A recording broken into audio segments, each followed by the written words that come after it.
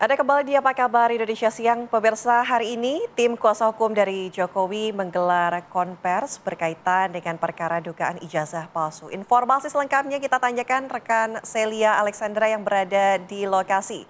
Celia, silakan laporan Anda.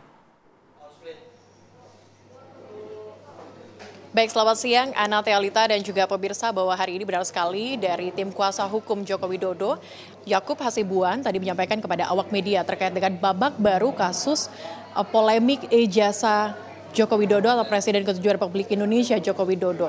Di mana babak baru ini ada 2 poin pemirsa dari Roy Suryo bersama dengan rekan-rekannya ini mempersoalkan terkait dengan keaslian ataupun keabsahan dari skripsi Jokowi berkenaan ataupun bersamaan juga dengan tempat kuliah kerja nyata ataupun KKN di Boyolali, Jawa Tengah yang dianggap memang dikala itu atau ditahan itu tidak atau desa tersebut belum ada. Dan tadi juga sudah sempat direspon oleh Yakub Hasibuan menyatakan bahwa terkait dengan skripsi dan juga KKN tersebut ini memang sebelumnya memang sudah dilakukan uji forensik atau uji laboratorium forensik di Barreskrim Polri tepat dengan pengujian dari ijazah Jokowi yang diduga itu palsu dan sudah dinyatakan asli oleh Barreskrim Polri. Dan kita akan dengarkan bagaimana kemudian pernyataan langsung dari tim kuasa hukum Jokowi Yakub Hasibuan berikut ini untuk Anda. Bahwa penyelidikan di Barreskrim mengenai keaslian ijazah Pak Jokowi itu sudah dihentikan. Jadi laporan mengenai adanya ijazah Pak Jokowi yang palsu itu sudah dihentikan karena tidak ditemukan tindak pidana apapun, sehingga dapat disimpulkan bahwa ijazah Pak Jokowi asli. Itu dulu yang paling penting, karena masih banyak pihak-pihak yang coba membangun narasi seakan-akan itu belum selesai, masih perlu dibangun lagi, dibuka lagi, gelar khusus dan lain-lain. Kalau mereka mengatakan gelar khusus harusnya dimintakan sebelumnya.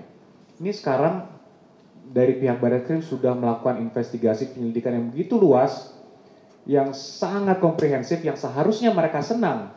Ketika seorang pelapor melapor sesuatu, diperiksa sangat komprehensif, ternyata tidak ditemukan tindak pidana. Nah, permasalahannya sekarang, mereka mengatakan bahwa, kok dihentikan, Pak?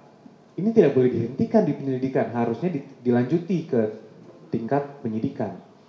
Inilah yang menurut kami adalah upaya-upaya kriminalisasi terhadap Pak Jokowi. Bayangkan saja Mbak, suatu hal yang bukan merupakan tindak pidana, mau mencoba dipaksakan untuk naik ke penyidikan, sehingga seakan-akan itu adalah tindak pidana.